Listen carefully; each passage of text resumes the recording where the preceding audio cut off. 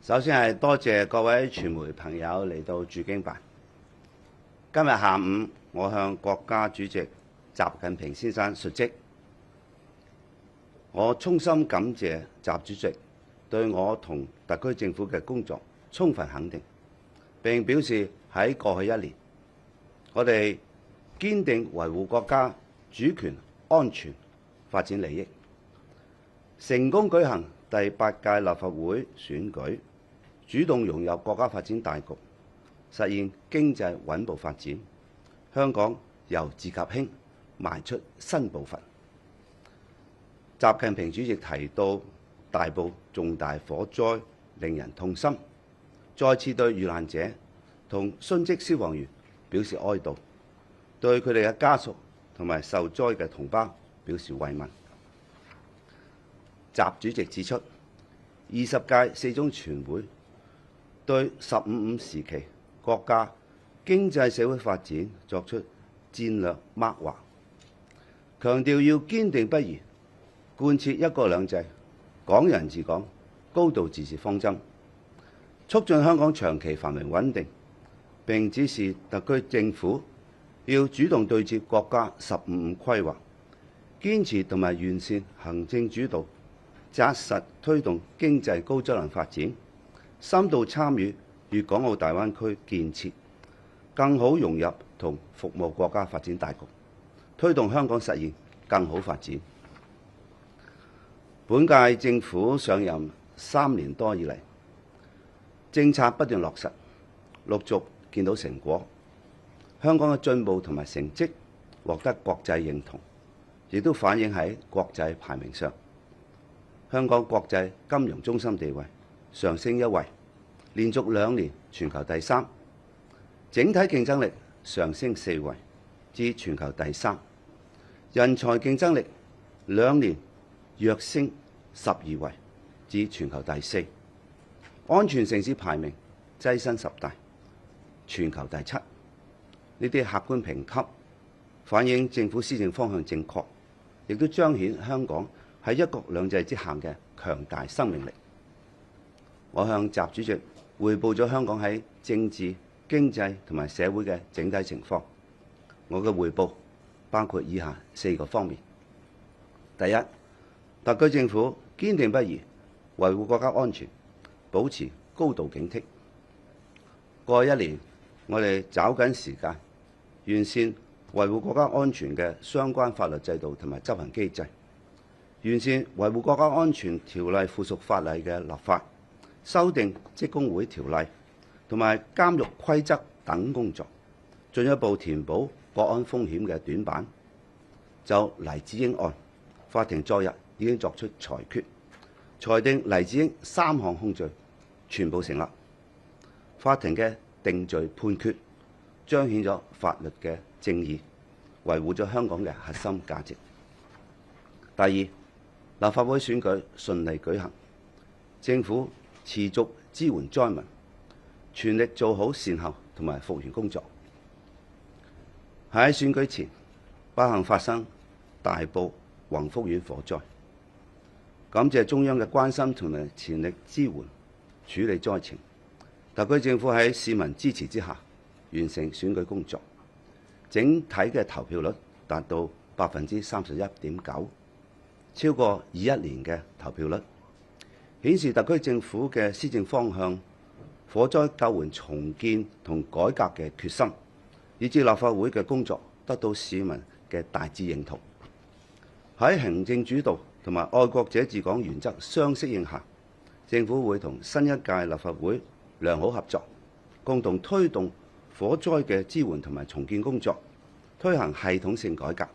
並大力發展經濟，改善民生。喺大埔宏福苑火災支援同埋善後工作方面，我感謝習主席對事件高度重視。我向主席匯報特區政府全力以赴做好傷員救治、善後支援、社會復原、全面調查、制度改革等工作。我已經成立由陸啟康法官做主持嘅獨立委員會，全面找出真相，追究責任到底。我哋會推行系統性改革，打破利益藩籬，不允許悲劇再發生。獨立委員會好快就會落實運作，9個月內提交報告，亦都會可以喺中期發表報告同埋作出建議。第三，香港特區保持經濟發展良好勢態，民生持續改善。香港抓緊15規劃嘅機遇，推動8大中心建設同埋發展，利用好香港享有國家、國際雙重疊加優勢，發展經濟。香港經濟今年第3季表現蓬勃，出口繼續上升，本地需求持續擴張。金融方面，股市暢旺，我哋會繼續鞏固同埋發揮香港國際金融中心地位，助力人民幣國際化。喺創科方面，河套深港科技創新合作區香港園區今個月正式營運，我哋亦都會積極打造國際高端人才集聚高地。喺旅遊方面，我哋大力推動城市經濟同埋特色旅遊，受惠於中央擴大個人遊等措施，整體訪港旅客數目上升12%。香港國際機場獲選為最佳顧客體驗機場。北部都會區係未來發展嘅重要引擎。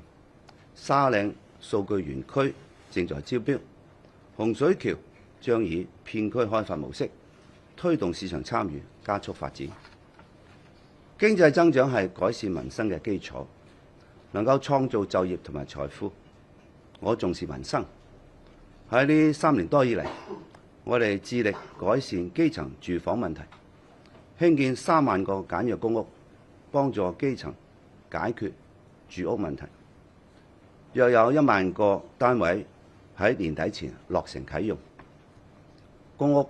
綜合輪候時間由本屆政府上任前嘅高峰6.1年，縮短整整1年至今年9月底嘅5.1年。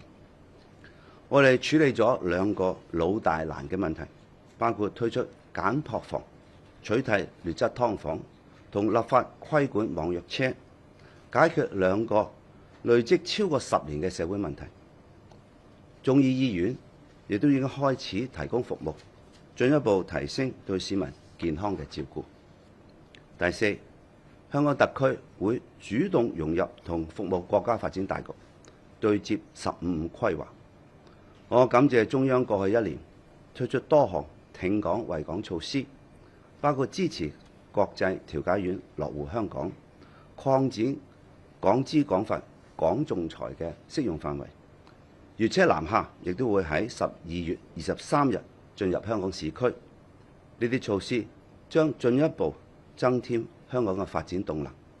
我哋會主動對接15規劃建議，全面融入同服務國家發展大局，積極參與同埋貢獻粵港澳大灣區建設，高質量共建「一帶一路」等國家戰略。展望未來，明年係國家15規劃開局之年，亦都會係特區政府持續全力拼經濟謀發展、搞建設、為民生嘅1年，係主動對接15規劃國家發展戰略，實現進一步發展嘅1年。我會繼續帶領團隊統籌發展同安全，深化改革，發揮香港背靠祖國、聯通世界嘅獨特優勢，深化國際交往合作，發展經濟，改善民生，確保香港長期繁榮穩定。我會喺聽日返香港，多謝大家。好，以後係傳媒提問嘅時間，咁我哋叫你之後咧，麻煩你舉手示同埋提問北區2個問題。左邊呢3位記者第一條。係有線嘅。想問咧，關於大埔宏福苑啦，咁主席都話覺得對事件係感到痛心啦。對於後續嘅善後啦，或者一啲調查跟進嘅工作啦，習近平主席有咩指示咧？同埋包括你都話今年嘅政府財政啦，有望做到穩穩定啦。咁對於動用公帑可能協助居民安置或者重建宏福苑上面，主席有咩關注咧？另外就係佢都有提到立法會選舉成功舉行嘅，亦都係第4年去肯定你嘅工作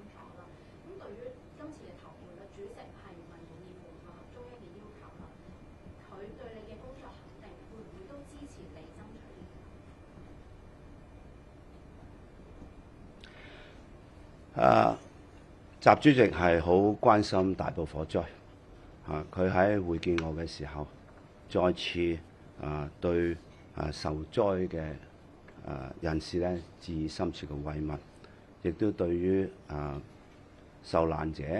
同埋殉職嘅消防員再次表示哀悼。我匯報俾習主席聽，我喺支援災民以及我哋成立獨立委員會去追究責任，做系統改革，去希望將我哋系統性改善現有嘅短板或者漏洞，唔俾呢個悲劇有任何再發生嘅可能性。主席對於特區政府嘅工作係認同嘅，但係都強調呢個工作需要持續揸緊落實。我係好多謝佢喺呢方面嘅認同同埋勉勵。我亦都多次講我哋對於災民嘅支援係會持續去做，會係一路陪住災民呢，係完全處理佢哋善後復常嘅工作嘅。之後我哋要處理嘅問題會包括長遠對於佢哋住宿嘅安排。黃偉綸副司長作為我哋住宿安排嘅工作組嘅組長呢，亦都同社會交代咗，而家特區政府研究緊不同嘅方案。呢啲不同方案點樣落實呢？我講第一步係要聽咗災民嘅意見，因為佢哋嘅意願好唔同嘅，有啲係希望當然喺返大埔區啦，有啲有提及過希望喺原址又重建啦，但係技術上嘅可能性存唔存在呢？結構上會點呢？呢方面第一個考慮啦。第二有一啲亦都係想最適切自己平時嘅生活需要嘅，包括地點有冇交通同埋是否係再住翻喺居屋類嘅單位，定係一啲甚至可以係公屋嘅單位等等呢。所以每一個災民嘅需求都不一樣，有一啲係住客嘅，咁佢其實亦都可以考慮當佢嘅租住期現在嘅租住期完，佢始終都要考慮有一個新嘅租務安排。所以不同受影響嘅家庭都不一樣嘅，所以我哋咧係希望咧聽取咗佢哋嘅意見。當然可能意見係好不同嘅，所以最終我哋係咪有一啲選項俾不同嘅需求去選擇呢？咁呢個係我哋考慮嘅。落實裏邊咧，當然係涉及資源嘅運用嘅。資源嘅運用當然我哋有一啲現有制度係可以處理，但係亦都可能有一啲新制度我哋要建立起來。喺呢個階段呢，太早去講用咩方法呢？我覺得係言之尚早，一定要聽咗意見之後，我哋點樣平衡，既係情理法以及我哋整體嘅資源有效運用，希望呢盡量符合災民同埋社會嘅期望嘅。至於查出真相、問責到底呢個，我喺匯報嘅時候呢已經好清晰向習主席報告咗啦。咁佢亦都指示喺呢方面嘅工作去揸緊落實。立法會嘅選舉喺發生大埔火災到我哋真真正正投票日呢，係11天。11天裏邊，特區政府要同時去做好救援災民，同時去舉行立法會選舉，安全公平公正有序暢順咁進行呢。好多謝習主席對我呢方面工作嘅肯定。對於今次嘅投票率比上一次立法會選舉嘅投票率增加咗，咁呢個呢當然特區政府喺呢方面同市民一齊努力之下嘅成果嘅。咁喺習主席聽彙報嘅時候呢，佢係提及立法會選舉嘅重要性，因為立法會係喺憲制上有秩序，憲制秩序裏邊咧有個重要嘅角色，同埋有好多權力嘅。我有向習主席彙報呢，喺立法會1月1號當佢哋宣誓就任之後呢，我哋會立即展開工作嘅。我相信大家都知道啦，其實喺呢個禮拜呢，政務司長呢已經係組織一個同立法會當選嘅議員大家做一個交流互動嘅。咁呢個會喺政府總部舉行。我提出呢點呢，因為呢習主席有提出我哋要堅持同埋完善行政主導。我喺上任之後已經係喺幾方面呢去實踐行政主導。行政主導喺我個人理解呢，一定要主導同埋主動。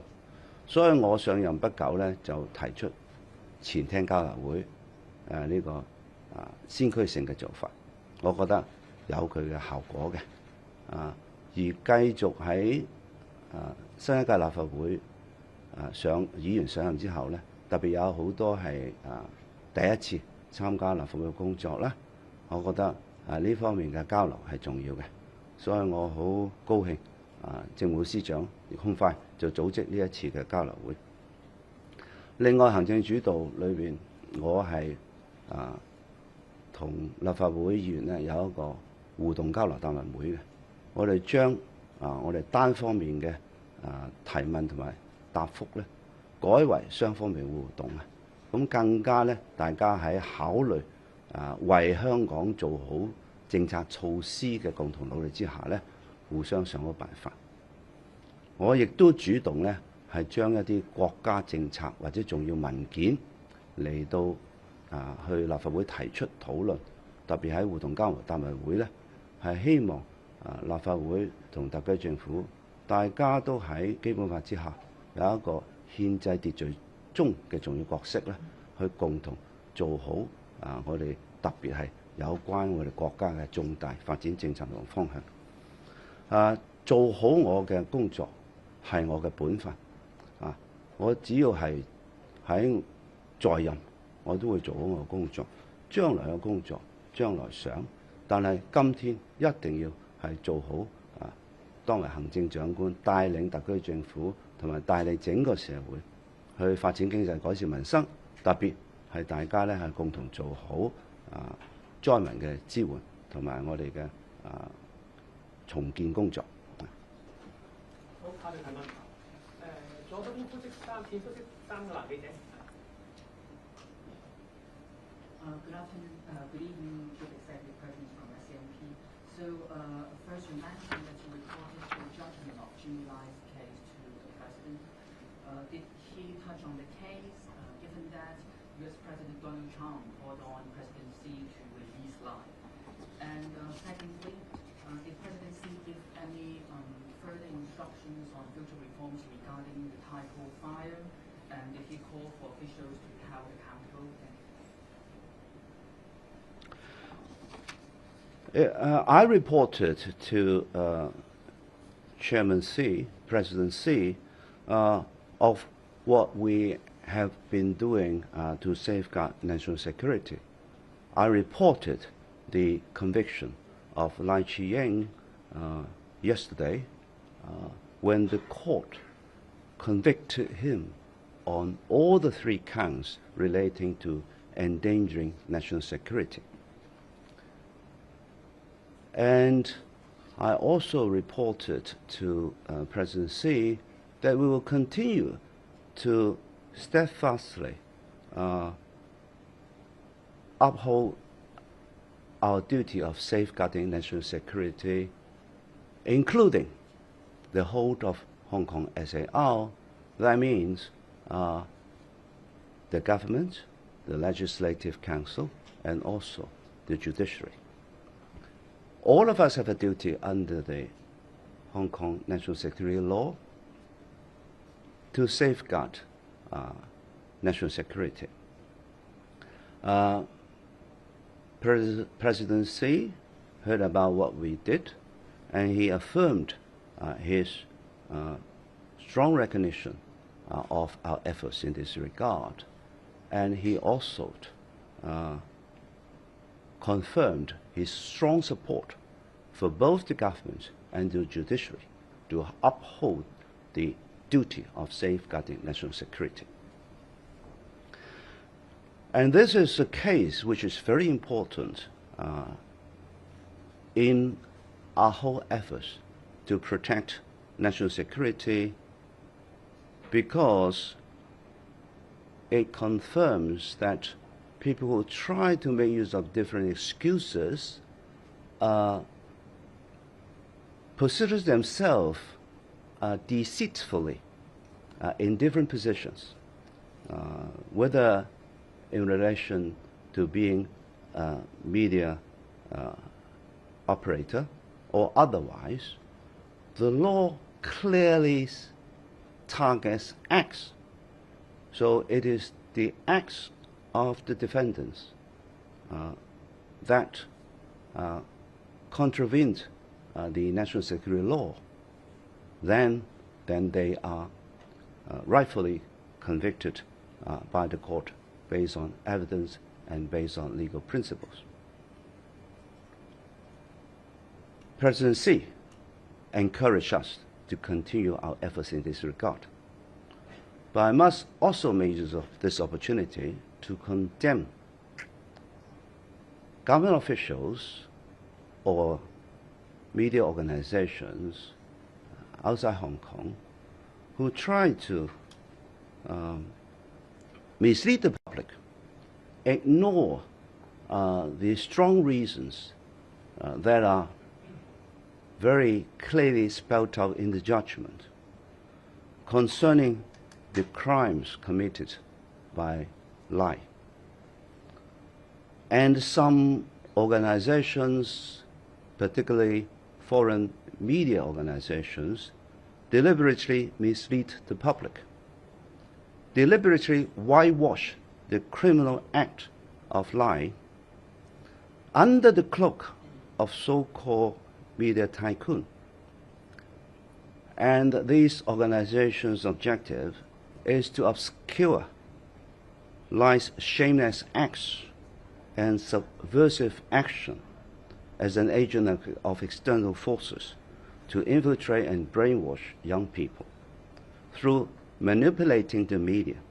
to incite the public and also betray the interests of the country and the people. As regards the government's efforts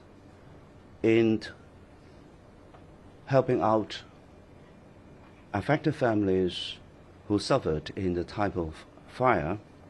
President Xi listened to what the Hong Kong government has done and also will be doing in helping the affected families, the relief that we have all been doing to help them and support them, and the action to help them to recover, as well as the action to help society as a whole to recover. He encouraged us to continue to work hard on that, and he has mentioned that it has to be a consistent and continuous effort. This is exactly what I am doing together with my government team. I reported to him the establishment of the independent committee, which will fairly, justly look into two critical topics that relates to the cause and the widespread of the fire, and also to the long-standing problem that trouble a lot of people in Hong Kong regarding large-scale building renovation work. And I've told them these two topics are big topics that will involve a lot of work. And I have mentioned the gratitude that I have for the chairman and the two members to boldly undertake these two very important responsibilities. I have said that I have given 9 months for the independent committee to complete its work, which is a pressing timetable, because unlike other previous setups, we are dealing with 2 main topics instead of 1. So this is actually asking the independent committee to do 2 major tasks almost in parallel. That will be very demanding. That is also why I've reported that I've given this reserve power for the independent committee to, on the one hand, they can really streamline procedure to increase efficiency so that they can finish the work ASAP, and at the same time ensure that they will have the power necessary if it is required at the time to address certain issues and areas. And I have made it very clear to President Xi that the committee's purpose is to find out the truth and also to look for accountability. And I have repeated that many times before our friends media. And I want to repeat again. We'll ensure that no stones will be left unturned to probe the truth and find out the loopholes and also those who are responsible. And then accountability will come in. 副長嘅提問灰色衫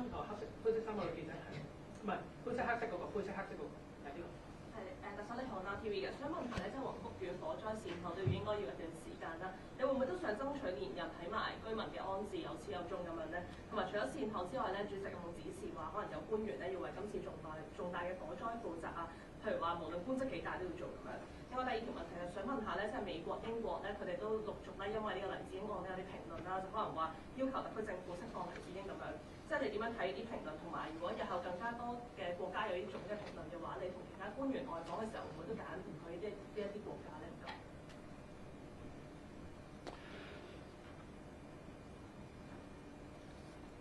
The work that we are doing to help and support the affected families. OK， 啱啱我答完第二個問題用英文，所以唔好意思嚇。對於災民嘅善後工作咧，尤其係對於佢哋嘅長期安置，呢個我相信會需要一個過程。雖然我心急，但係必須要聽咗個意見，然後我會相信喺立法會有一個充分嘅討論，然後咧找出最有效、最全面、最適當嘅方法去處理嘅。無論任何一個行政長官喺在任嘅時候，你都一定全力以赴做好佢嘅工作嘅。而政策同埋工作咧係會持續做，無論任何人當上當屆嘅政府都係要做嘅，因為無論任何一個人當上行政長官，都係香港嘅當家人，政府都係第一責任人，所以呢個當家嘅角色同責任嘅角色都會變，應該做嘅工作會繼續，無論邊個人喺政府工作都一定要做，而且立法會以及社會喺呢方面嘅監督，亦都會要求行政長官同埋政府官員係會做好當家人同埋第一責任嘅角色，將工作落實好。我相信每一個喺政府工作嘅人都抱住呢一種咁嘅心態，呢一個咁嘅服務社會嘅工作態度咧，去做好佢嘅工作嘅。我向習主席匯報喺大埔火災，除咗救援工作，亦都有講我成立獨立委員會嘅目的，就係要追究責任到底，要查個水落石出到底。我亦都強調，無論任何人，如果佢要負責任嘅，咁佢嘅責任承擔就要係履行嘅。咁呢個多次講咗啦，呢個係包括係政府官員或者非政府官員，基層官員或者非基層官員，民間嘅任何有角色有責任嘅，如果喺我哋嘅調查過程裏邊發現佢有責任，佢就要承擔呢個責任啦。我哋亦都會向佢問責嘅。最後呢，今次黎智英案呢，法庭係清晰咁將佢3項控罪呢都全部定罪嘅，而法庭嘅判詞呢係有800多頁紙嘅，裏邊呢所作出嘅證據分析同埋整個定罪嘅原因同埋道理，好詳細解釋嘅。外國政府一啲代表、有啲官員或者外國政客，甚至媒體，去唔理事實，去唔睇法庭證據，盲目咁去抹黑呢啲呢，特別係呢，去又要求喺定罪之後作出任何所謂嘅釋放，唔係法律依據去處理呢。呢啲其實呢都係妨礙司法公正嘅，都係要對法治嘅踐踏嘅。我哋係譴責呢啲政府官員呢啲政客，甚至係外國媒體喺呢方面呢，佢哋係呢幫助黎智英去穿上一個假借係所謂任何民主或者新聞工作者嘅假外衣。佢就係利用媒體去做佢嘅犯法行為，做佢顛覆行為。佢唔係你哋嘅同學，佢係利用你哋嘅啫。所以你哋都係受害者。任何媒體俾佢利用，甚至係唔覺意俾佢利用，都係佢嘅圖謀。咁我覺得政府咧係喺呢方面咧個聲明好清晰強烈嘅。我哋特區政府以及司法機關咧都會繼續好堅定咁去維護我哋嘅國家安全。我哋對於同外國嘅交往，我哋係好有自信心嘅。我哋香港有自己嘅優勢。我哋同任何一個國家或者地區或者地方，大家交往合作呢，我哋係覺得係互利共贏嘅。咁當然如果雙方面都係抱住大家共同為自己嘅人民創造最大嘅利益同埋福祉嘅呢，當然我哋嘅交往合作係非常愉快啦。但係如果單方面佢自己作出一啲，我覺得佢係不識大體，而且係冇道理，只係霸凌嘅行為呢，我覺得社會嘅眼睛係雪亮嘅。我哋亦都世界好大，我哋去開展我哋不同國家、不同地區、不同地方嘅聯繫呢，空間無限。我哋亦都覺得呢，好多新南海等住我哋特區去開發，亦都好多謝好多企業嘅代表呢，好支持我哋喺國際交往合作方面呢，更加開展新嘅區域合作，同埋打開更多我哋貿易嘅網絡。咁多謝大家。好，唔該，小妹，大家唔該晒，唔該晒。